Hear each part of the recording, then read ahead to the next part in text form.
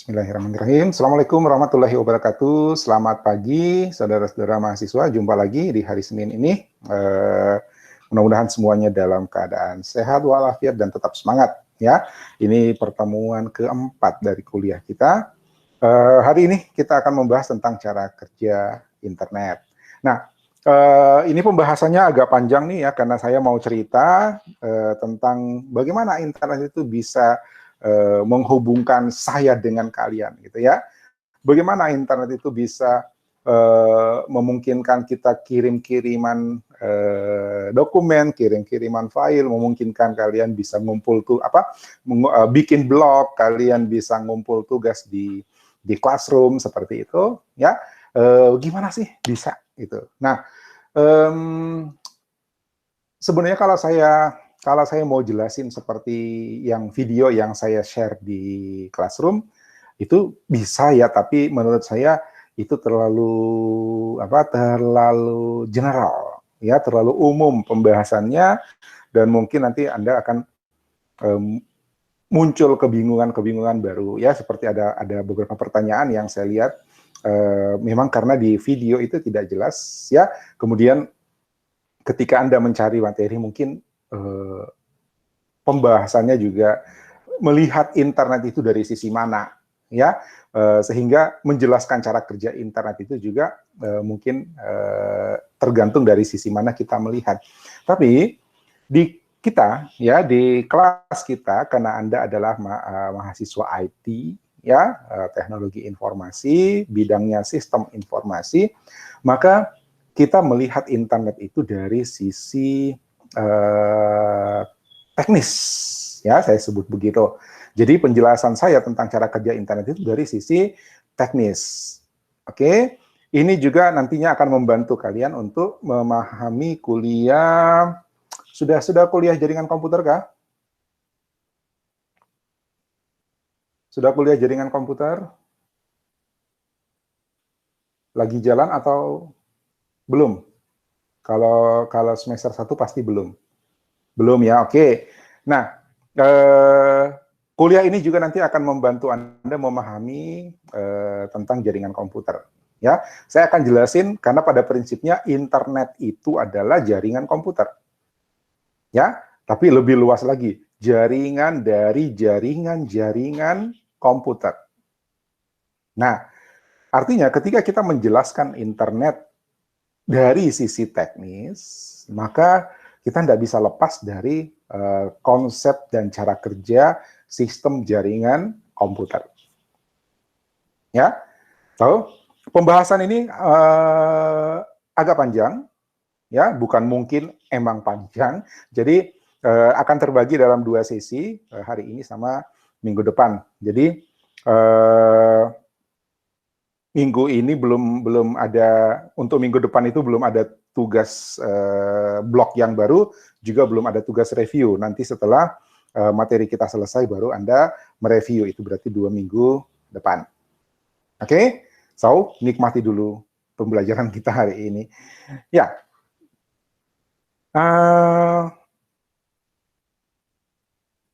saya pengen Anda menulis dulu kira-kira secara singkat dalam satu paragraf, ya. Bisa Anda ceritakan secara sekilas gitu, bagaimana internet bekerja. Ya, saya kasih waktu 3 menit. Silakan tulis di chat. Dalam 3 menit.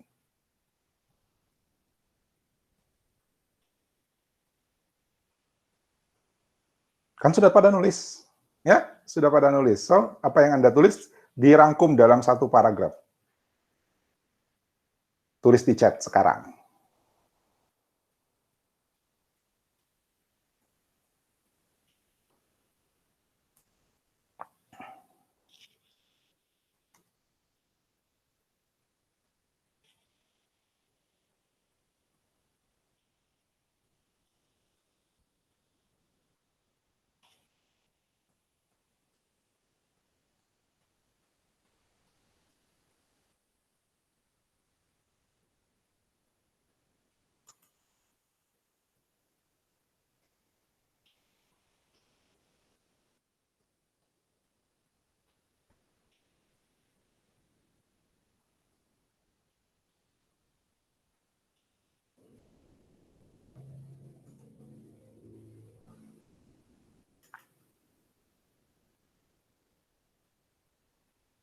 Silakan, saya tunggu ya.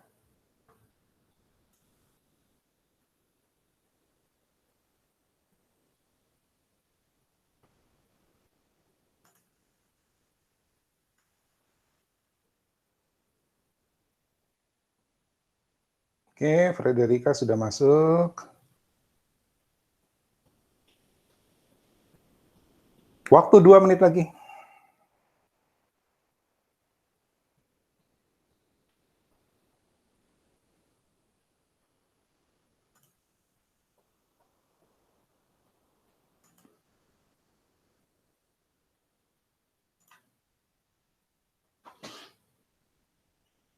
Regina sudah masuk. Joshua sudah, Aurelia. Indah, oke.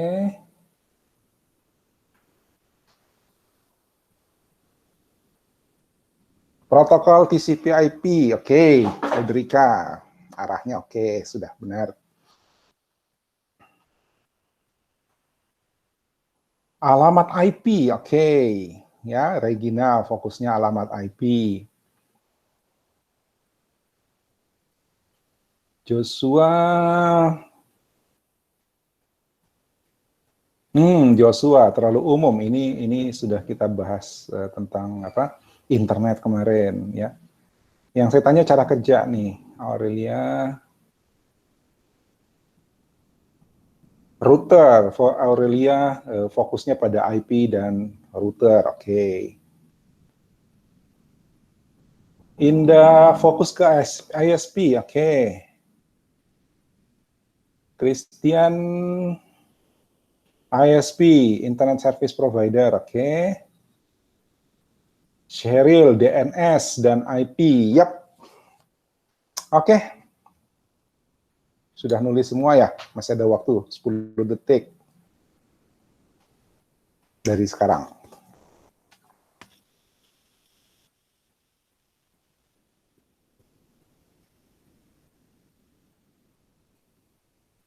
Oke.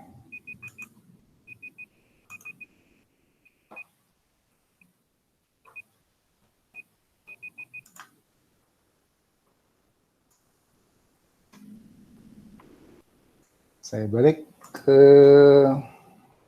sini.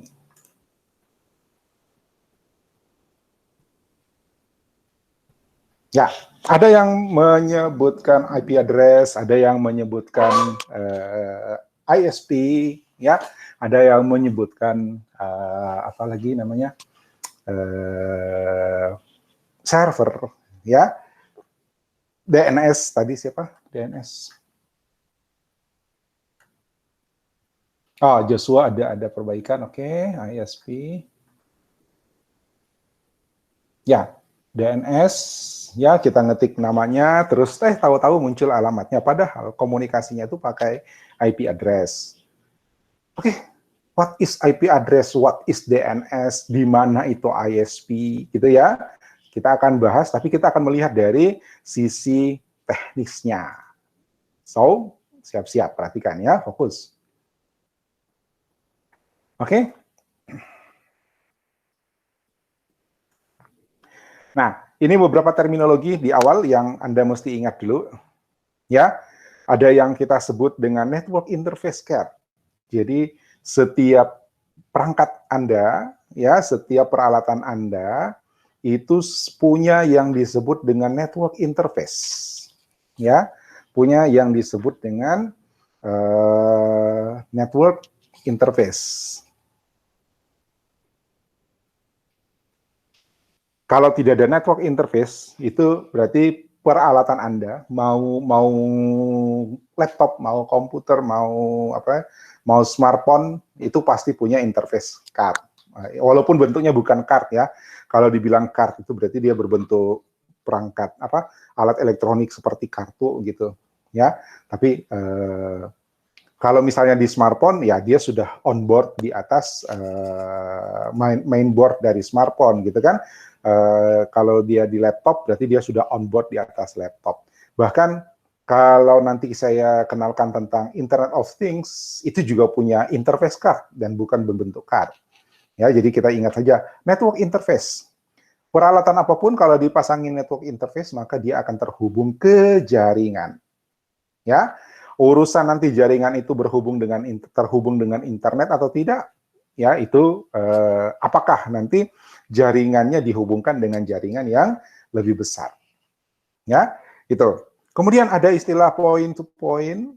Point to point itu adalah komunikasi data, ya, komunikasi antara dua perangkat. Ya, jadi pengiriman informasi, pengiriman data ke satu perangkat yang spesifik gitu, dituju gitu. Ya, misalnya saya tadi mau membahas tentang tugas Frederica misalnya. Maka saya panggil Frederica, kemudian saya bicarakan tentang tugasnya. Itu berarti terjadi komunikasi point to point dengan Frederica, saya dengan Frederica. Seperti itu. Ya. Sebelumnya juga saya bilang, yang belum absen silahkan absen tanpa saya menyebutkan nama ya siapa. Ya, yang belum absen silakan absen. Nah, Anda semua langsung aware, oh ya, saya sudah absen belum, saya belum absen gitu. Ya. Nah, itu berarti saya melakukan broadcast. Ya, komunikasi saya secara broadcast. Jadi Anda semua bisa mendengarkan. Ya kan? Gitu. Kemudian saya sempat bilang Indah belum absen. Nah, itu berarti saya melakukan point to point. Saya menyebut tujuan yang orang yang saya tuju dengan menyebutkan namanya. Itu berarti point to point. Oke? Walaupun sebenarnya Anda juga bisa dengar. Ya, itu hanya sebuah analogi, sebuah contoh saja. Ya, yang mana yang disebut dengan point to point, yang mana disebut dengan broadcast. Nah, komunikasi data di internet itu pada prinsipnya menganut salah satu dari dua metode ini. Oke? Dan bisa terjadi dengan adanya network interface. Oke? Kemudian ada yang disebut dengan protokol. Ya, protokol itu adalah aturan yang disepakati oleh semua perangkat yang berkomunikasi. Jadi laptopmu, ya, smartphone-mu, laptop saya, smartphone saya, apapun mereknya, itu semuanya walaupun nanti softwarenya beda-beda, walaupun programnya beda-beda, ya. Oh, ada yang nanya, siapa yang nanya? Pak, itu internet pakai bahasa pemrograman apa? Ya, sekali lagi internet itu infrastruktur, ya, bukan perangkat lunak. Ya, jadi kalau nanyanya bahasa pemrograman apa, mungkin kurang pas, ya. Tapi ketika dari laptop Anda menggunakan aplikasi apa yang mengambil atau mengakses sumber daya di internet, ya, Anda menggunakan pemrograman, Anda menggunakan aplikasi yang dibangun dengan bahasa pemrograman apa misalnya, itu tetap akan bisa berkomunikasi dengan teman Anda yang menggunakan aplikasi berbeda, beda merek, beda bahasa pemrograman waktu dibuat, ya, tetap bisa berkomunikasi. Kenapa? Karena dalam proses pembuatan program di aplikasi masing-masing, itu semuanya mematuhi aturan yang sama, mematuhi protokol yang sama. Oke? Ya, gitu. Kira-kira protokol itu kayak gini loh. Anda berlalu saya biasa bilang orang pintar mengemudi tapi tidak pintar berlalu lintas.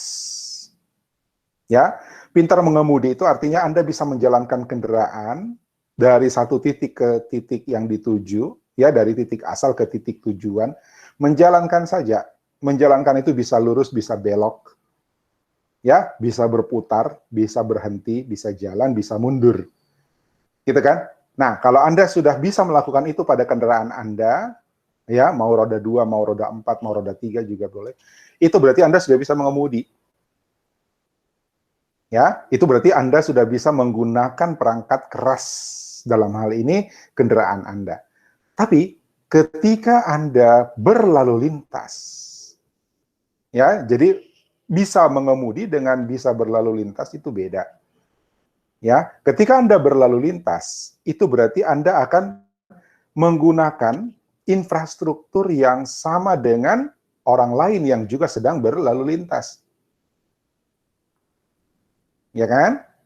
Maka supaya terjadi kesepahaman di atas di atas jalanan yang dipakai bersama, maka muncullah protokol. Ya, ada protokol yang harus kita patuhi supaya ketika kita berlalu lintas, kita tidak mengganggu orang lain dan kita bisa sampai di tempat tujuan dengan selamat. Itu ada protokolnya. Apa misalnya? Garis tengah jalan itu jangan dilewati. Karena kita ada di sebelah kiri, jalur yang sebelah kanan untuk yang dari depan kita. Coba kalau kita lewati. Boleh dilewati kalau memang aman sesekali, gitu kan? Tapi ketika sudah selesai urusan di mana kita harus melewati, kita harus kembali ke jalur. Ya, itu kita sudah paham dengan protokol itu, maka ketika kita berlalu lintas, kita tidak akan mengambil jalur kanan, kita pasti jalan di jalur kiri. Apalagi protokol yang kita patuhi? Lampu merah. Ya, lampu merah. Kita sudah tahu bahwa ketika lampu lalu lintas itu menyalakan warna merah, berarti kita mesti berhenti. Ya, ketika kita tidak mematuhi protokol itu, maka barangkali kita akan mengganggu orang lain dan menyebabkan kita dan orang lain tidak mencapai tujuan dalam berlalu lintas. Oke? Itu ada protokol. Ya, ada aturan. Jadi ketika kita mau masuk ke jaringan jalan raya, maka kendaraan kita itu harus memenuhi protokol. Apa contoh protokol yang terpasang di kendaraan kita? Ya, protokol lalu lintas itu sudah mengatur bahwa lampu sein, ya, untuk tanda berbelok itu harus warna kuning, ada di sebelah kiri dan sebelah kanan. Semua kendaraan mematuhi protokol itu, betul? Ya. Protokol lalu lintas mengatur bahwa ketika pengemudi menekan pedal rem, maka lampu belakang harus nyala warna merah.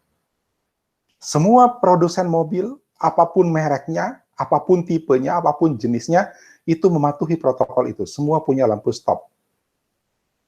Betul? Ya. Di malam hari, semua kendaraan harus memiliki penerangan. Ya. Maka semua produsen mobil itu mematuhi protokol itu dengan memasang lampu headlight. Itu contoh bagaimana sistem ya menerapkan protokol. Nah, sama dengan komputer. Ya, komputermu itu oleh pabrikannya, oleh pembuat softwarenya itu sudah dimasukkan perangkat-perangkat yang mematuhi protokol sehingga nanti komputermu, laptopmu, smartphone-mu itu bisa berkomunikasi di internet. Seperti mobilmu bisa berlalu lintas, bisa dipakai untuk berlalu lintas. Oke? Nah, ini saya sudah tunjukkan gambar ini minggu lalu, ya, bahwa internet adalah jaringan dari jaringan-jaringan komputer, ya, jaringan dari jaringan-jaringan komputer. Bentar ya, sebentar, saya izin sebentar ya.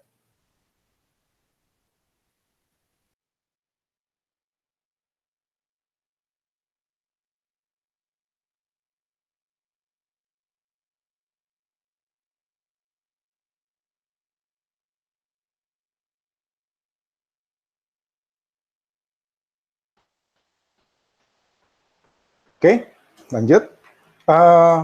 Internet adalah jaringan dari jaringan-jaringan komputer. Artinya, ada sejumlah komputer di satu tempat, ya, dihubungkan membentuk satu jaringan komputer, Ada komputer di tempat lain, dihubungkan menjadi satu jaringan juga, kemudian jaringan itu dihubungkan lagi. Ya, jaringan itu dihubungkan lagi. Bisa jadi terjadi hubungan yang langsung, ya, terjadi hubungan yang langsung. Misalnya, kalau Anda ke kampus, lihat di seberang kampus itu ada sekolah karisma. Ya, di sebelah kampus itu ada sekolah karisma. Di kampus kita ada jaringan komputer. Di seberang jalan ada sekolah karisma. Ya, di sekolah karisma ada jaringan komputer di situ. Nah, karena yang mengelola STIMI Karisma sama sekolah karisma itu satu yayasan, ya, ada keperluan jaringannya itu harus dihubungkan, maka dihubungkanlah jaringan komputer STIMI Karisma sama jaringan komputer di sekolah karisma. Ya, seperti itu. Tapi misalnya antara misalnya gini, STIMI Karisma sama Lembaga Layanan Pendidikan Tinggi LLDikti, ya, itu harus butuh ada kerjasama, sehingga harus ada koneksi, harus ada pertukaran informasi. Berarti kan kita harus membentuk jaringan komputer. Tapi karena karena antara LLDikti sama STIMI Karisma itu jauh, ya, jauh, maka tidak mungkin kita menghubungkannya secara langsung. Tidak mungkin jaringannya kita hubungkan secara langsung seperti sekolah karisma dengan STIMI Karisma. Apalagi LLDikti itu yang dilayani bukan cuma STIMI Karisma. Ada banyak sekolah perguruan tinggi yang lain yang juga dilayani oleh LLDikti, sehingga bisa dibayangkan kalau semua kampus itu narik kabel ke LLDikti. Satu, kabelnya berapa panjang, dua, berapa titik, ya, kalau tidak salah ingat itu di Sulawesi ada 8 ribuan ya kalau nggak salah perguruan tinggi.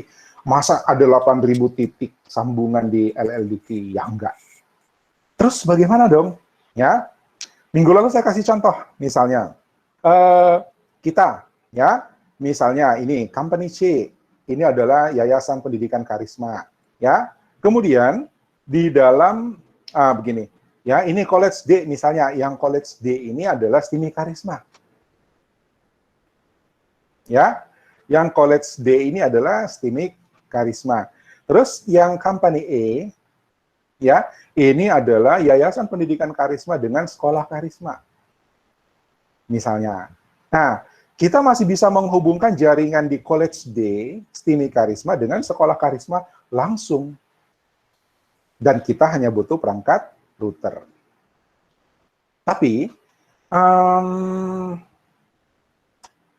misalnya, LLDikti itu adalah organisasi J. Misalnya, ini LLDikti. Jauh kan kalau kita mau tarik kabelnya ke sini? Ya, jauh banget. Ya, saya tarik kabel dari sini ke sini. Kemudian, ini tuh harus melayani ada ribuan perguruan tinggi seperti STIMI Karisma. Nah, kalau seperti itu berarti kita harus menghubungkannya, kita terhubung dengan backbone kita, ya, yang jadi backbone di sini adalah Internet Service Provider. Jadi, STIMI Karisma, Internet Service Provider-nya siapa? Misalnya, ISP-nya siapa? Kita terkoneksi ke sana, kita terhubung ke sana. Ya, LLDikti, service provider-nya siapa? Dia terhubung ke sana. Jadi sekarang terbentuk jaringan ini terkoneksi dengan jaringan ini. Ya, jaringan di sini terkoneksi dengan jaringan di sini. Oke, sorry, jaringan di sini maksud saya. Ya, ini adalah service provider kita. Ini service provider yang melayani LLDikti. Ya, katakanlah, saya sebut merek sebagai contoh saja. Misalnya, di sini dilayani oleh, sebut saja Telkom, misalnya, ya, perusahaan telekomunikasi Indonesia. Ya, nah, LLDT terkoneksi ke jaringannya Telkom.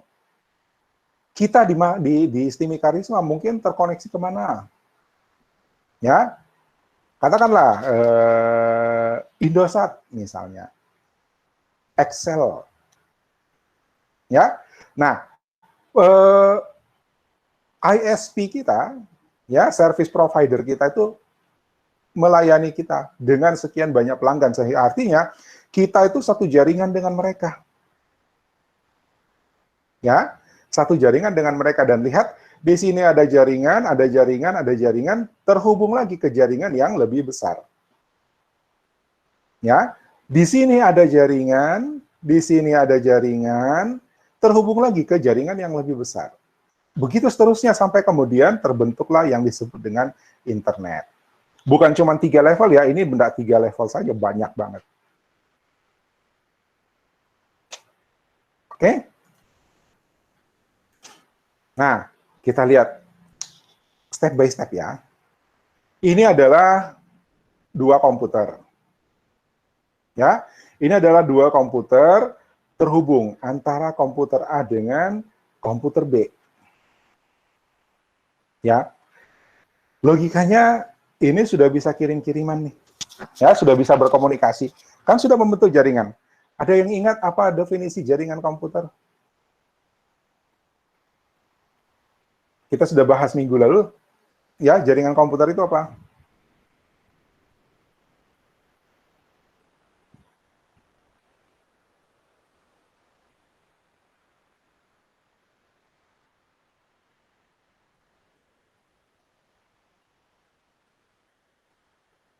Kenapa? Jaringan komputer itu apa?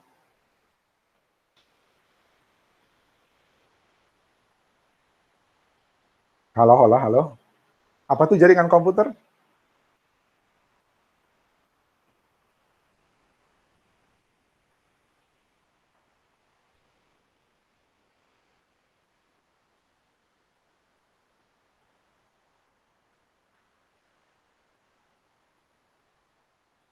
Halo, ada mahasiswanya?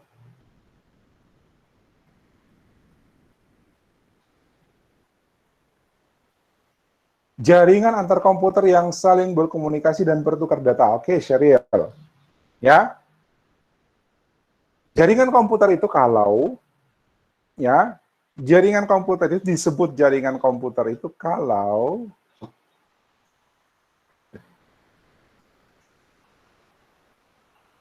sebentar ya, saya terima telepon dulu ya.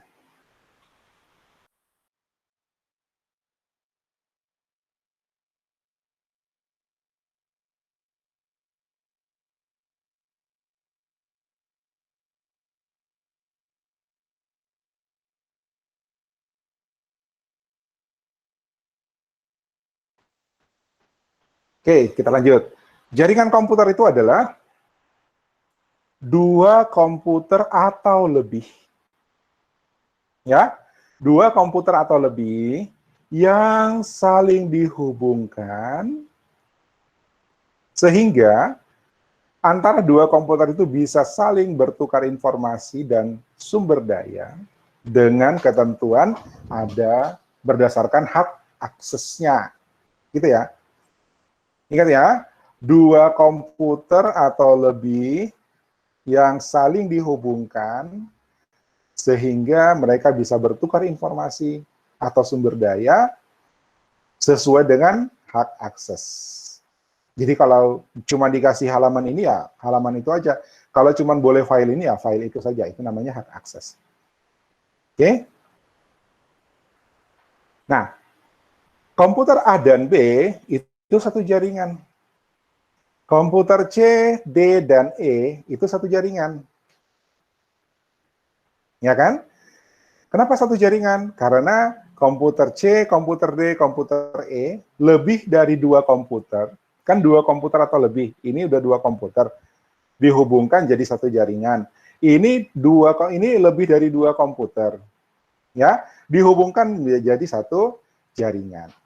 Berarti di sini ada 2 jaringan. Ya. Kemudian jaringan itu ada jaringan ketiga, saya lupa. Ya, ada jaringan ketiga misalnya.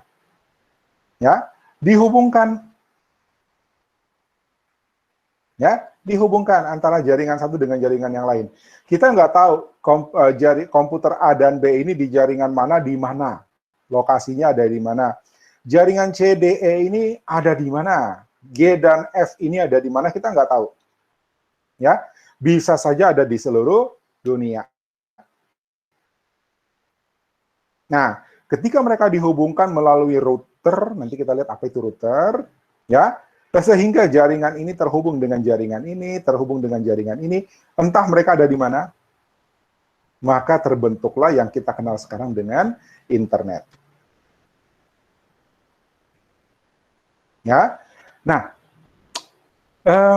jadi internet itu sebenarnya ya kabel ini. Jadi kalau kita mau bayangkan internet itu seperti kabel. Ya, internet itu seperti kabel misalnya. Seperti ini. Jadi dia penghubung. Cuma nanti penghubungnya itu bisa lewat mana saja, bisa macam-macam. Bisa betulan lewat kabel, bisa juga lewat kabel tapi kabelnya fiber optik, ya. Bisa lewat satelit, ya, lewat udara tanpa kabel. Yang penting mereka terhubung. Ya, kalau pakai kabel jelas gelombang listrik bisa dipindahkan, gitu ya. Kalau pakai fiber optik berarti gelombang listriknya dirubah jadi cahaya, kemudian nanti dilewatkan kabel fiber optik itu cahaya yang dilewatkan, ya. Nanti sampai di tempat tujuan cahayanya dirubah lagi jadi listrik, dibaca di komputer tujuan. Atau tanpa kabel, jadi gelombang listriknya dirubah jadi gelombang radio, ya, gelombang elektromagnet. Kemudian seperti kita menangkap siaran radio, ditangkap di tempat tujuan, kemudian dirubah lagi jadi magnet, dirubah lagi jadi listrik. Nah, apapun jalannya, ya internet itu seperti ini, menghubungkan jaringan-jaringan komputer di seluruh dunia. Ya, tapi kita lihat ternyata tidak semudah itu menghubungkan komputer dengan komputer. Ya, tidak asal sambung kabel. Pertama, kalau dia masih dekat, tinggal tarik kabel, oke, masih mungkin. Tapi kalau sudah jauh, bagaimana? Ya, kalau sudah jauh, kita bisa pakai fiber optik atau kabel yang panjang atau gelombang radio. Terus kalau sudah terhubung, selesai masalah? Ternyata tidak, saudara-saudara. Ya, masalahnya ternyata kompleks. Kita lihat cerita ini. Komputer A, ya, A, B, C, D, E, F, dan G, itu semuanya terhubung. Ya, terhubung secara fisik. Ya, di mana komputer A dan B terhubung secara fisik. Nah, ingat tadi ada protokol ya, ada istilah protokol di sini. Jadi, untuk bisa terhubung A dan B, itu harus mematuhi protokol fisikal, protokol fisik. Ya, protokol fisik itu, kalau dia pakai kabel, bagaimana aturannya? Ya, kalau dia pakai fiber optik, bagaimana aturannya? Kalau dia pakai wireless, pakai wifi, bagaimana aturannya? Data yang dikirim sama, ya, data yang dikirim sama. Tapi ketika saluran kabelnya berbeda, saluran transmisinya, saluran koneksinya berbeda, maka harus ada aturan yang menentukan bagaimana perangkat di sini bisa terhubung dengan perangkat di sini. Ya, jadi kira-kira Anda bayangkan begini, Anda mau menghubungkan keran air sama tangki air di satu tempat, ya, maka penghubungnya harus pakai selang, gitu ya. Antara selang dengan keran air itu harus mematuhi satu protokol. Apa kira-kira aturan dalam protokol itu? Coba. Antara keran dengan selang air. Apa kira-kira sehingga selang itu cocok dengan keran air? Ya, selang itu bisa disambung dengan keran air.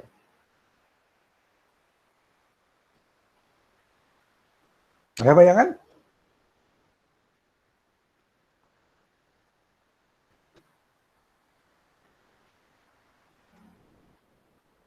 Nah, ini kalau online begini nih, slow respon. Jadi, saya selalu berprasangka jangan-jangan mahasiswanya nggak ada. Pada makan, pada kamar mandi, pada rebahan gitu ya. Allah, ini nelfon terus. Bentar ya.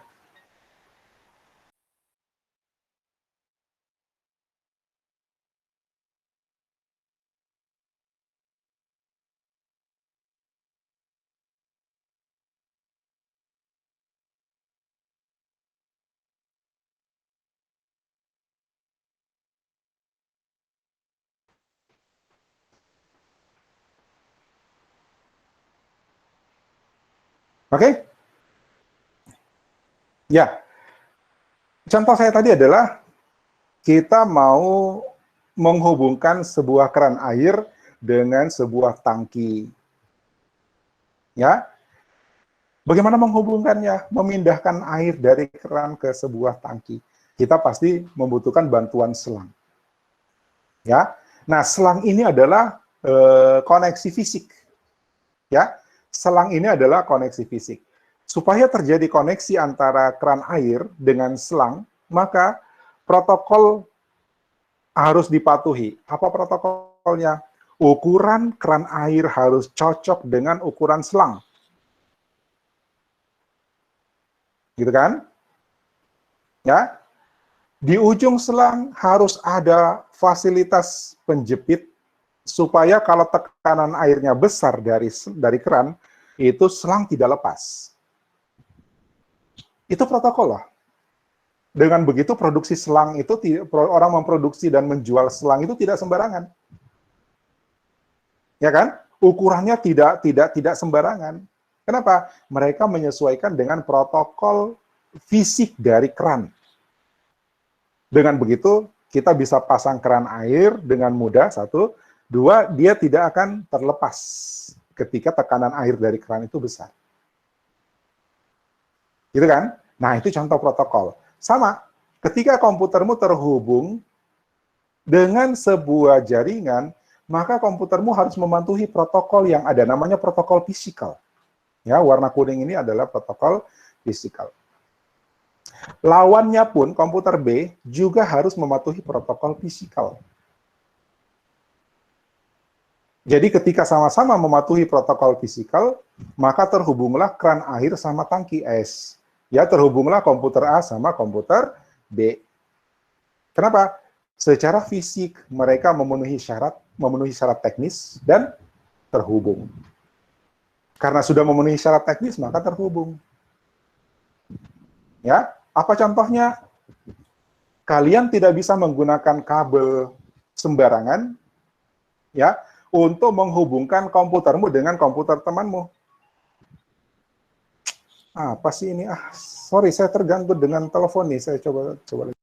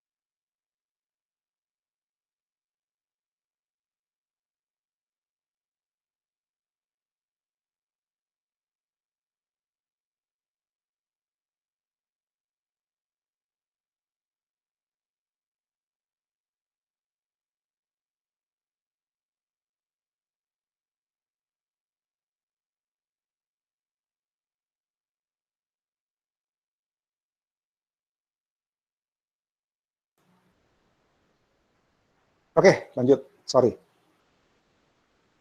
4 kali nelpon, 4 kali nggak ada suara.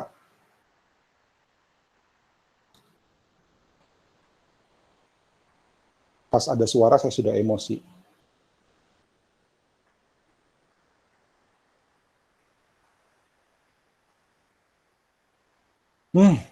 Sampai mana tadi saya ngomong apa? Oke, ya, karena komputer A dan komputer B, ya, itu mematuhi protokol yang sama, ya, maka komputer A terkoneksi dengan komputer B. Ya, contoh protokol yang kita patuhi di dalam protokol fisik, ya, itu apa? Kabel, ya. Kabel yang kita gunakan untuk jaringan itu tidak sembarangan, ya. Kita harus menggunakan kabel yang sudah ditentukan, ya. WiFi, kita kalau koneksinya pakai WiFi, maka protokolnya juga ada, ya. Frekuensinya berapa? 2,4 giga, 5,2 giga, seperti itu, ya kan? Nah, itu berarti itulah protokol-protokol, ya, aturan-aturan dalam protokol fisik. Kalau perangkat itu mematuhi protokol fisikal, maka perangkat itu akan terhubung. Oke?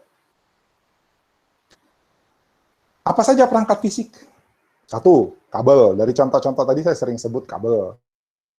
Ya, kabel itu adalah bekerjanya berdasarkan protokol fisik. WiFi, ya, frekuensi radio. WiFi itu menggunakan gelombang radio, gelombang elektromagnet. Frekuensi berapa? Ya, berapa batas kecepatan? Berapa banyak perangkat yang bisa dilayani? Ya, bagaimana supaya tidak bisa disadap? Nah, itu protokol-protokol yang diatur dalam layer protokol fisik. Ya, kabel, WiFi, ya. Kabel ini ada kabel tembaga, ya, kabel yang biasa, ada kabel fiber optik, sudah termasuk kabel. Nah, ketika semua perangkat itu mematuhi protokol yang sama, maka semua perangkat ini akan terhubung. Oke, ini seperti menghubungkan keran air dengan tangki air. Ya, menghubungkan keran air dengan bak-bak mandi gitu ya. Ya kan? Jadi airnya ngalir. Nah, fisikal ini mengatur supaya bagaimana data itu bisa mengalir seperti air.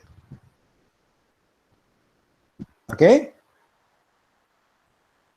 Ketika dihubungkan antara jaringan dengan jaringan, penghubungnya juga harus mematuhi protokol fisik.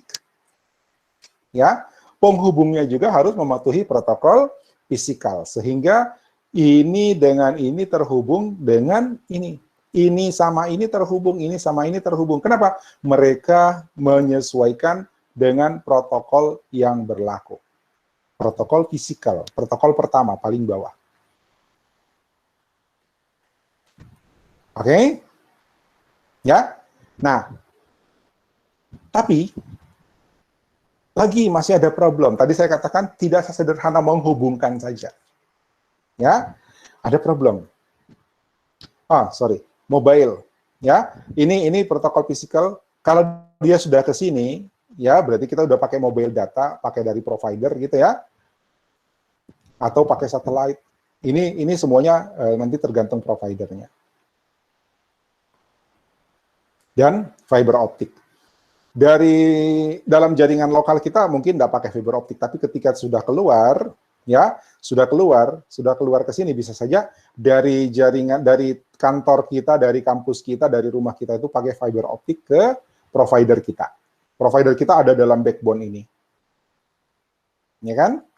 Gitu. Nah, ini semua adalah perangkat-perangkat yang bekerja berdasarkan protokol fisikal. Ya, berdasarkan protokol fisikal. Nah, ada satu problem. Ya, kita umpamakan kembali ke contoh selang air. Ya, kembali ke contoh selang air. Kalau komputer C, kalau komputer C ini anggap sebuah keran air, ya, kemudian keran airnya dibuka. maka komputer D, komputer E, itu pasti akan menerima aliran air. Betul tidak? Ya, jadi kalau C ini kirim, dibuka kerannya, maka semua komputer yang terhubung ini akan menerima aliran air. Benar ya? Ya kan? Nah, kembali ke komputer. Ketika A dengan B sudah terhubung, jadi kalau A ini mengirim sesuatu, maka sesuatu itu akan diterima oleh B atau bagaimana? Ya, ini mau ngirim ke A, mau ngirim ke B, kira-kira apa yang terjadi? Ya, seperti tadi analogi keran air, ya, seperti tadi analogi keran air, kalau C adalah keran air, kemudian membuka atau mengirim aliran air, maka D dan E pasti akan menerima. Tapi masalahnya bukan cuma D dan E yang akan menerima, tapi semua yang terhubung oleh selang air. Semuanya akan basah. Jadi, kalau A mengirim sinyal, mengirim data ke B, apa yang terjadi? Kalau A mau ngirim data ke B, kira-kira apa yang terjadi?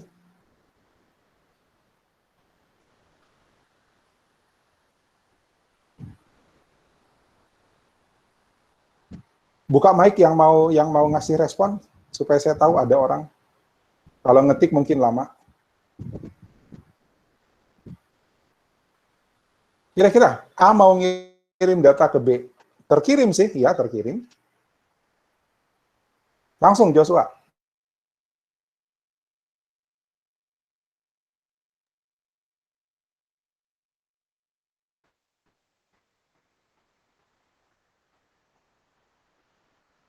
Halo?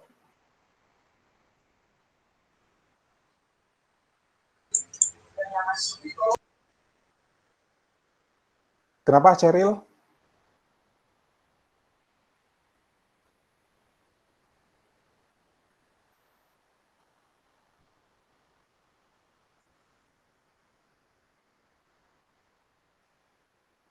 Oke, saya lanjut. Ya, kalau A ngirim ke B, di mana semua komputer ini terhubung, ya, A ngirim ke B dan semua komputer ini terhubung, ya seperti analogi selang air. Kalau A buka keran, maka airnya akan ngalir ke B dan tidak hanya ke B, ya, tapi ke semua yang terhubung. Di mana ada sambungan selang, airnya pasti ngalir. Ya, oke. Dalam konteks pengiriman data, data yang dikirimkan oleh A itu tidak hanya diterima oleh B, ya, tapi akan diterima oleh semua perangkat yang terhubung. Masalahnya apa? Masalahnya apa? Kalau semuanya menerima.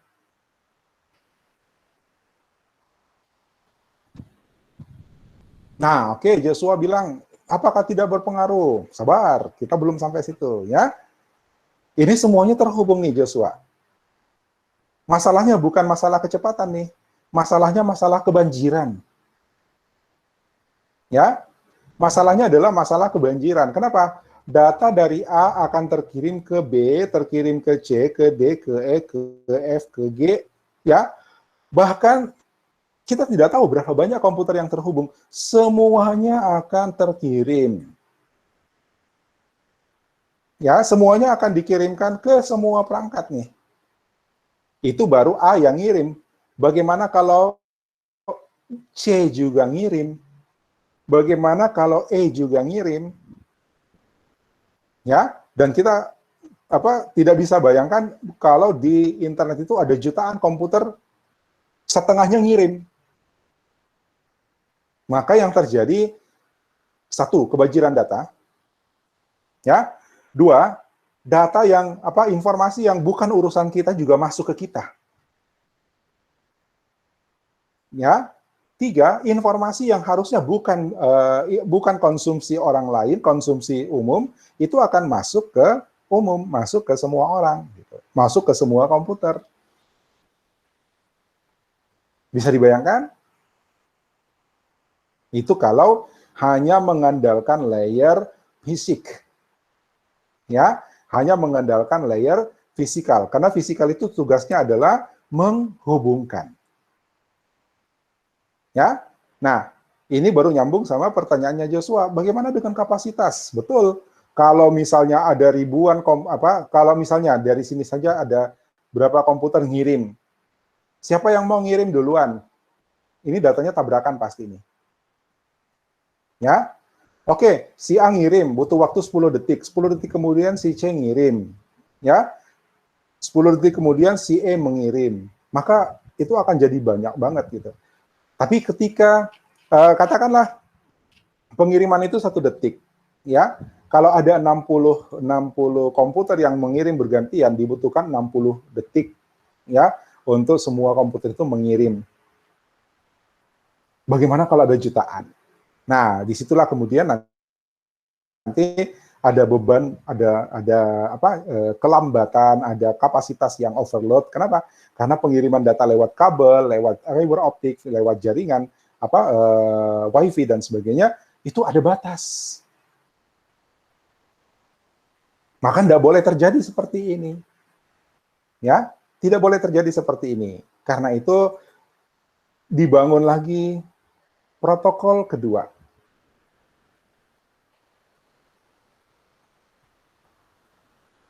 Oh, ini juga, ini contoh, masih contoh ya, masih contoh fisikal nih. Kalau tadi contoh yang ini, itu A ngirim ke B dalam jaringan yang sama, jadi maunya internal. Ya, maunya internal nih. Dia masih satu beda ruangan misalnya ya, masih satu gedung beda ruangan, internal berarti kan. Tapi karena semuanya terhubung, maka semuanya menerima. Ya, yang bukan urusannya, yang juga bukan haknya barangkali. Nah, sama pengiriman misalnya dari D mau ngirim ke A, ya, ini juga akan menyebabkan kejadian yang sama, di mana semua komputer yang terhubung, semua perangkat yang terhubung juga menerima sinyal yang sama. Maka solusinya, nah ini yang tadi saya katakan, tabrakan dong. Ini baru 2 nih yang mau ngirim, ya, baru 2 yang mau ngirim. Kalau bersamaan ya tabrakan, kalau bergantian ya butuh waktu yang lama kan untuk antrian kapan mau lewat gitu. Ya kan? Maka solusinya adalah layer kedua. Namanya layer data link.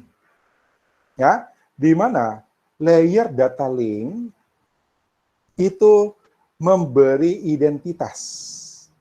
Ya, memberi identitas pada setiap perangkat yang sudah mematuhi fisikal, yang sudah mematuhi protokol fisikal. Jadi, ketika perangkat ini ya mematuhi protokol data link, maka dia akan punya identitas. Ya, semuanya punya identitas. Namanya Media Access Control Address, atau dia biasa kita sebut dengan MAC address. Ya, ini adalah identitas dari setiap perangkat keras. Coba buka handphonemu, kalau bisa dibuka, ya, lepas baterainya, biasanya ada di bawah baterai. Ya, ada disebut MAC address. Atau tidak, kalau di rumahmu misalnya ada modem internet, ya, entah providernya apa, misalnya, ada modem, terus angkat modemmu, lihat di bawahnya, itu biasa disebutkan MAC address. Ya, Anda beli perangkat elektronik yang bisa terkoneksi ke jaringan, itu di kemasannya biasanya ada disebut MAC address.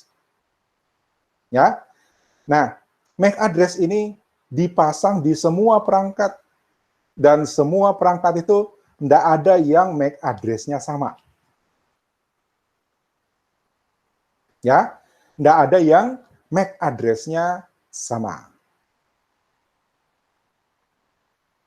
Ya, itu dari pabrik udah dikasih identitas tuh. Jadi perangkat-perangkat apapun, ketika dia akan dihubungkan dengan jaringan, itu dari di pabriknya udah dikasih alamat tuh, nggak bisa dirubah-rubah. Ya, ibaratnya seperti kalian lahir itu sudah punya nama. Ya, kalau mau ganti nama, urusannya ribet. Mulai dari potong kambing sampai akta kelahiran di catatan sipil, kan begitu. Ya kan? Nah, jadi perangkat keras itu masing-masing punya identitas. HP-mu punya identitas, laptopmu punya identitas. Ya, identitas yang dipatuhi dari protokol data link. Apa gunanya identitas itu? Ah, ini dulu. Perangkat-perangkat di apa? Perangkat-perangkat di protokol data link itu ini. Satu, network interface. Ini terpasang di komputer, terpasang di laptop, ya, terpasang di smartphone-mu.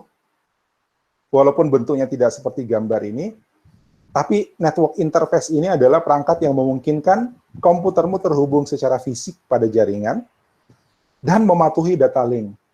Apa artinya dia mematuhi data link? Dia punya media access control. Ya. Perangkat apa lagi? Ada yang namanya network switch.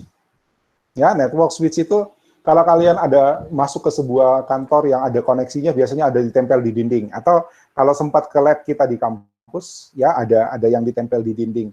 Gitu. Ada kabel masuk banyak gitu. Nah, itu adalah network switch. Modem. Kalau di rumahmu ada modem, coba angkat modemnya, nanti temukan MAC address-nya berapa. Itu angka-angka 12 digit ya.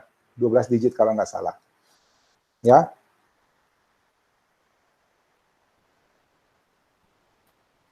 Oke, ini adalah perangkat-perangkat yang bekerja pada layer data link. Perangkat-perangkat ini karena dia mematuhi protokol data link, maka dia punya yang disebut dengan MAC address, ya, media access control. Gunanya apa? Ya, gunanya apa? Ketika terjadi komunikasi, ya, si A ini mau ngirim data ke B, komunikasinya menjadi point to point. Ya, menjadi point to point. Jadi kalau dia di dalam jaringan sendiri, itu berarti di sini ada switch, ada perangkat bantu, ya, yang menghubungkan komputer ini dengan komputer ini. Ketika akan mengirim data, itu dicari dulu, ya, identitas dari komputer ini itu berapa, kemudian dikirimkan langsung ke komputer itu. Terjadilah komunikasi point to point. Ya, nah, masalahnya adalah dia akan nanya ke semua perangkat penghubung. Ya, dia akan nanya ke semua perangkat penghubung. Katakanlah network switch atau modem gitu ya. Dia nanya MAC address sekian itu ada di mana. Kalau ini kenal, maka ini akan langsung ngirim ke sana. Tapi kalau tidak, dia akan kirim keluar.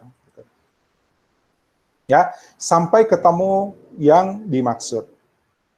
Tapi dibandingkan dengan problem kalau hanya menggunakan layer fisikalnya saja, ya, menggunakan protokol fisikalnya saja, kalau protokol fisikal tok langsung ngalir gitu ya. Kalau ini pencariannya saja nanti yang akan tersebar di jaringan. Tapi begitu ketemu, maka dia langsung kirim ke alamat yang sesuai. Apa alamatnya? MAC address. Ya. Nah, kalau dia broadcast, ya, kalau dia broadcast, ini masih terjadi sama. Kenapa? Dia akan kirim ke semua perangkat. Dia namanya juga broadcast. Ya, semuanya akan terkirim, masih sama. Jadi problemnya sama dengan tadi, kalau dia broadcast. Broadcast artinya dia akan kirim ke semua perangkat yang terhubung, tanpa pandang bulu. Ya, asal terhubung, broadcast. Masalahnya sama, perangkat yang lain juga mungkin akan melakukan broadcast. Ya, perangkat yang lain juga akan melakukan broadcast sehingga nanti kembali penuh. Kalau point to point kan ada MI alamatnya, ya, ada MAC address-nya. Jadi sudah bisa langsung dikirim ke alamat yang dituju. Ya, kira-kira seperti begini. Ya, Anda bagaimana ya contohnya? Anda berkumpul ya, ada kelompok-kelompok ya, berkumpul tapi di satu tempat. Ketika kita tahu nama anggota kelompok, kita bisa sebut anggota kelompok itu, maka terjadi komunikasi point to point. Ya. Nah, tapi kalau kita tidak tahu anggota kelompok yang namanya ini itu ada di kelompok mana, ya, nama si Anu itu ada di kelompok mana, berarti kita broadcast kan. Nah, semua kelompok akan mendengar. Bayangkan kalau semua pimpinan kelompok itu seperti itu, ya, jadi semuanya teriak. Ya, semuanya teriak, maka ya kembali kacau lagi nih, padat lagi nih komunikasi kalau ada sinyal-sinyal broadcast. Kalau point to point ya ada alamatnya gitu kan, langsung ke alamat yang dituju. Maka ada layer ketiga namanya layer network. Ya, ada layer ketiga namanya layer network. Jadi semua perangkat itu mematuhi aturan atau aturan dari protokol layer network. Ini tandanya perangkat komputer ini sudah mematuhi aturan dari layer network. Perangkat komputer ini mematuhi aturan dari layer network. Penghubung ini juga harus mematuhi layer network. Bagaimana layer network bekerja? Ya, dikasih identitas. Nah, kira-kira gambarannya begini. Saya lihat dulu nama pasaran di sini siapa ya?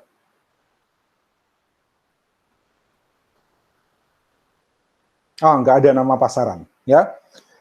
Di Stimi Karisma itu ada 20, kalau nggak salah hitung sudah 28 nama William, ya. Mudah-mudahan nggak salah hitung, ya. Tapi lebih dari 20 nama William. Sebut aja 28. Ya, di sini nggak ada nama William, nggak ada nama Jessica, ada Jessica nggak ada nama siapa ya kalau cewek, ya Jessica, ya Jessica itu ada berapa belas gitu, ya. Tapi nama William kalau di Stimi Karisma itu ada 20 lebih, ya.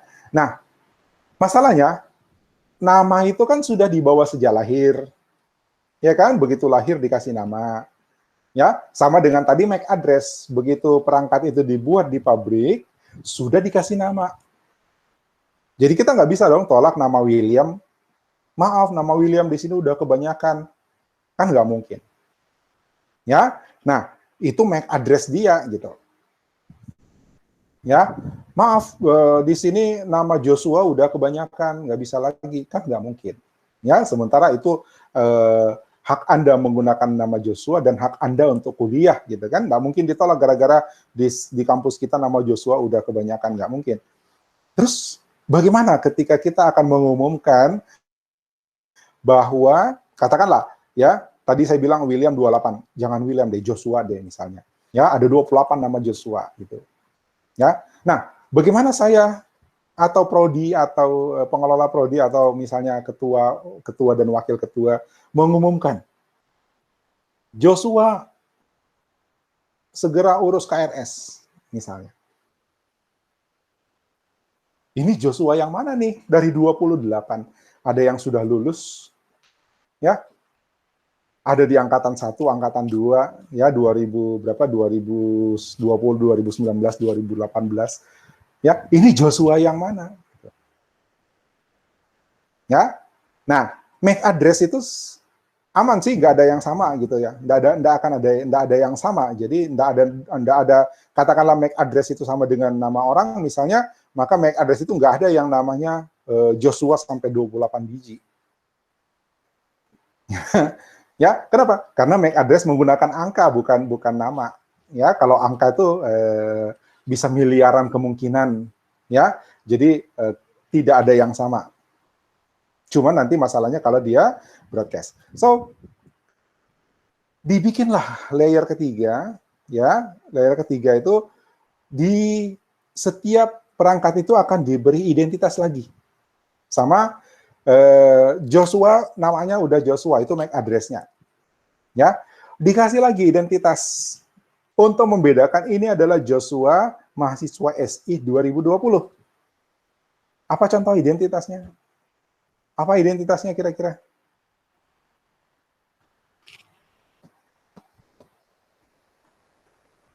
Apakah IP address bisa ditembus? Saya nggak ngerti maksudnya ditembus itu gimana.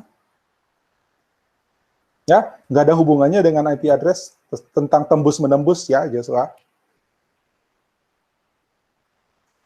Oke, Joshua nanya, ada nggak kapasitas device untuk bergabung? Betul, ada. Ya, network switch itu kapasitasnya kelipatannya begini, 4, ya, 8, 16, 32.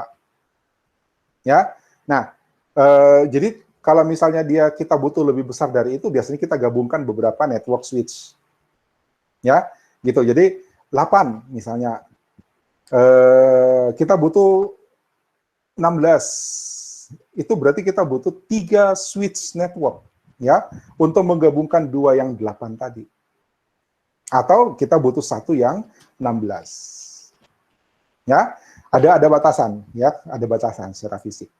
Oke? Itu jawabannya. Kalau tentang tembus-tembusan IP address itu enggak ada hubungannya ya, Joshua. Ya, bukan IP address-nya yang ditembus. Ya, tapi protokol Wi-Fi-nya yang diakalin gitu. Ya, protokolnya yang diakalin. Seolah-olah dia berhubungan dengan MAC address tertentu, padahal MAC address-nya salah. Ya, itu namanya spoofing. Ya, nanti kita bahas di keamanan. Oke, lanjut. Tadi network. Nah, kembali ke contoh. Ya, ada 28 nama Joshua, tapi pengelola prodi, wakil ketua STIMIK itu tidak akan salah lagi merujuk Joshua yang mana. Kenapa? Ada identitas kedua. Identitas keduanya adalah internet protokol. Ya, IP address. Jadi, Anda punya IP address. Ya. Joshua punya NIM 5102000 berapa Joshua?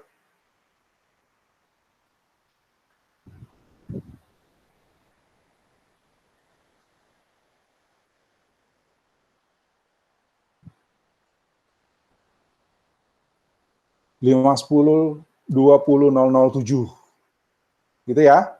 Nah, itu adalah identitas kedua dari Joshua. Ya, ketika dia berada di kampus, maka ada identitas keduanya 510200007. Itu akan membedakan dengan Joshua yang lain. Ya, itu membedakan William yang mana dengan William yang lain. Walaupun mereka satu angkatan, satu kelas, ya, satu program studi, satu angkatan, pasti satu kelas itu. Misalnya ada 2 nama Joshua, tidak akan salah kalau kita menyebutkan Joshua yang name-nya sekian. Ya. Nah, sama perangkatmu, perangkat komputermu atau perangkat smartphone-mu atau perangkat apapun milikmu yang terhubung ke internet itu punya MAC address, ya, identitas bawaan sejak dari pabrik dan punya IP address. IP address ini bawaan protokol network. Ya. Saya kembali ke contoh NIM. Ya. Kalau ada 2 Joshua misalnya 510200007. Terus ada Joshua lagi di TI misalnya. Ini SI, Joshua lagi satu di TI 520200007. Lihat ada perbedaan NIM-nya. Ya. Ketika satu mahasiswa pindah ke prodi yang lain, NIM-nya juga akan berubah. Ya, contoh misalnya Indah, ya misalnya Indah 510200010. gitu ya. Terus Indah mau pindah ke program studi TI. Itu NIM-nya nggak bisa lagi dia pakai yang 5, 10, 20 tadi. Itu pasti akan berganti menjadi 5, 20, 20 sekian-sekian. Ya. Nah, sama dengan IP address, ya sama dengan IP address, itu juga identitas yang sifatnya temporer. Kalau tadi MAC address itu permanen, nggak bisa dirubah-rubah lagi, IP address itu permanen. Ya, IP address itu permanen. Dia akan mengenali, tunggu ada simulasinya nggak nih? Nah, ini dia. Ya, contoh, ada IP address misalnya 192.168.02, 198.162, 192.168.03, 192.168.01. Ini adalah satu jaringan, ya. Jadi selain MAC address-nya tadi di layer yang merah di data link, sekarang ada identitas baru lagi di layer yang ungu, ya, namanya IP address. Ini contoh IP address. Dengan begitu, komunikasi data itu hanya akan terjadi dalam satu jaringan ini saja. Tidak akan bocor kemana-mana. Kecuali diminta. Ya, problem yang tadi banjir data itu akan teratasi dengan adanya IP address ini. Ya, IP address ini berbeda. Ya, pertama berbeda untuk satu host. Jadi satu host, ini satu host ya, ini satu komputer, satu host, kita sebut satu host. Ini satu perangkat, kita sebut satu host. Antara host itu pasti ada perbedaan. Jadi yang 2, 1, 3, ini itu adalah nomor hostnya. Ya, seperti tadi NIM-nya Joshua berapa? 007 ya. 007 itu adalah nomornya Joshua gitu. Ya kan? 510-nya itu adalah nomornya program studi sistem informasi. 20 itu adalah nomor kode angkatan 2020 gitu. Ya. Nah, yang 007 lah yang jadi milik Joshua. Sama di sini 2 ya, 2 adalah milik si perangkat ini. 3, yang lihat yang hitam ya, lihat yang hitam, 3 adalah milik perangkat ini. Ya, di sini 11, 12, 13 itu adalah host yang berbeda. Tapi mereka berada dalam satu jaringan yang sama. Apa tandanya? Ini, 192.168.0. 192.168.0, 192.168.0. Ini menandakan mereka dalam jaringan yang sama. Mudah-mudahan paham sampai sini. Ya, ini 192.168.0 itu jaringannya berbeda dengan yang 192.168.12. Ya, berbeda dengan yang nomor yang 192.168.12. Beda jaringan. Jadi antara yang 192.168.0 dengan 192.168.12 itu tidak saling kenal, walaupun depannya kelihatannya sama, tapi yang ungunya bedanya, ya 192.168.0 dengan 192.168.12 itu beda. Berarti dia beda jaringan. Nah, kirim-kiriman data itu antara host ya dalam satu jaringan aman. Ya, dalam satu jaringan aman. Jadi 11 ngirim ke 13 itu hanya akan terjadi di dalam jaringan ini saja. Ya. Kalau angkatan misalnya NIM 007 dan namanya Joshua, maksudnya angkatannya beda. Kalau angkatannya beda kan misalnya tahun kemarin ada nama Joshua juga, ya itu kan berarti dia 52, 510, 19. Ya, atau angkatan baru, oke. Itu berarti kan nanti 510, 21, 007. Kebetulan namanya Joshua juga misalnya. Ya, sekarang Joshua 510, 20 kan. Berarti angkatan tahun depan itu adalah 510, 21. Beda kan? Jadi nggak akan ada NIM yang sama. Ya, kalau misalnya Joshua pindah program studi, nanti NIM-nya nggak 510 lagi, tapi jadi 520.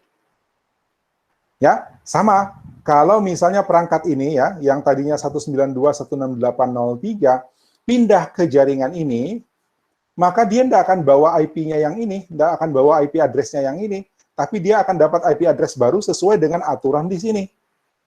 Ya, jadi kalau misalnya 192.168.0.3 ini pindah ke jaringan ini, maka dia akan dapat address mungkin 10.0.0.14. Ya, dan itu hanya berlaku dalam satu jaringan ini. Ya, dengan begitu komunikasi data menjadi tertutup ya antara satu jaringan saja, tapi antara dua jaringan dan seterusnya itu akan dihubungkan oleh routernya. Ya, akan dihubungkan, ini adalah perangkat router, ini simbol router. Router itu perangkat yang bekerja di layer network, ya, untuk menghubungkan dua jaringan atau lebih. Tugas dari router adalah mengenali semua host yang ada dalam jaringannya, ya. Tugas keduanya adalah menjadi host dalam jaringan di luarnya, gitu. Jadi dia akan menghubungkan dengan jaringan yang lain. Dia akan punya IP address satu lagi untuk menghubungkannya dengan jaringan tetangga, gitu. Ya, itu tugas dari router. Ya, so sampai di sini tentang IP address, ya. Mudah-mudahan Anda paham. IP address itu adalah identitas temporer, ya.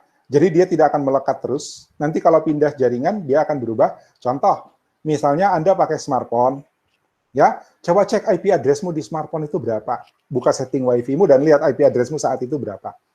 Nanti kalau Anda pindah tempat, ya, walaupun masih satu provider, Anda tidak ganti-ganti operator, ya, masih satu provider, pindah tempat, itu IP addressmu akan berubah lagi tuh.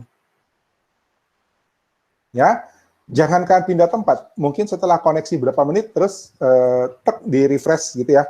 Biasanya ada periode untuk merefresh oleh operatornya, itu IP addressmu berubah lagi tuh. Ya, tapi Anda tetap berada dalam satu jaringan internal, dibatasi oleh router. Router ini pintu masuknya. Ya, nanti router akan mengenali router yang lain bahwa tetangganya itu ada yang IP address-nya sekian. Jadi ketika si 192.168.0.2 akan mengirim data ke tempat lain, ke host yang lain di jaringan yang lain, maka routernya akan mengenali, dia akan kirim kemana. Tidak akan disebar di semuanya lagi. Ya, ini point to point, dia langsung ya dikenali oleh router. Ya, tidak ada yang terganggu, karena kalau di dalam jaringan, maka routernya langsung kirim ke titik yang dimaksud. Ya, kalau dia beda jaringan, nanti routernya akan mengenali jaringan yang dia tuju itu ada di mana. Ya, jaringan yang dia tuju itu ada di mana. Jadi router ini menyimpan data, ya, selama dia hidup, dia akan menyimpan data semua jaringan yang koneksi dengan dia.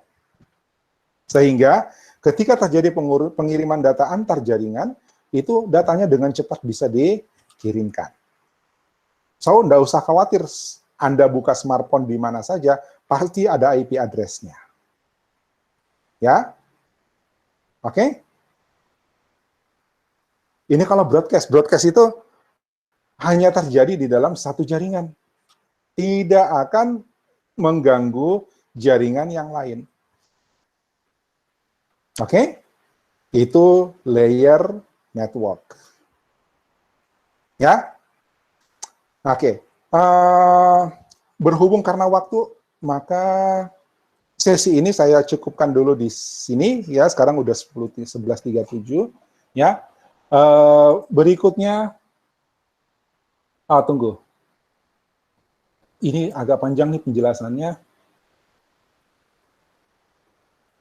Nanti pertemuan minggu depan, tapi tolong agak cepat lah ya, jangan terlalu lama masuknya. Ya, pertemuan minggu depan baru kita lanjutkan, kita akan mulai dengan network, jadi nggak masuk ke materi baru.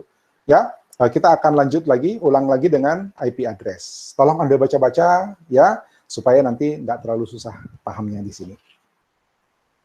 Oke? Ya, untuk hari ini itu dulu. Kita lanjut lagi minggu depan. Belum ada tugas ngeblok, belum ada tugas tugas review belum ada, ya, nanti minggu depan. Ya, karena belum masuk materi baru. Materi depan kita masih lanjutkan dan saya akan mulai lagi dari pembahasan ini. Oke, kalau ada pertanyaan silakan disimpan atau ditanyakan di forum ya. Nanti saya jawab di forum atau saya jawab di pertemuan berikut. Ya, kita cukupkan untuk hari ini. Terima kasih, silakan istirahat, tetap jaga protokol kesehatan. Ya, mudah-mudahan kita tetap sehat dan pandemi segera berakhir. Oke, Assalamualaikum warahmatullahi wabarakatuh dan selamat siang.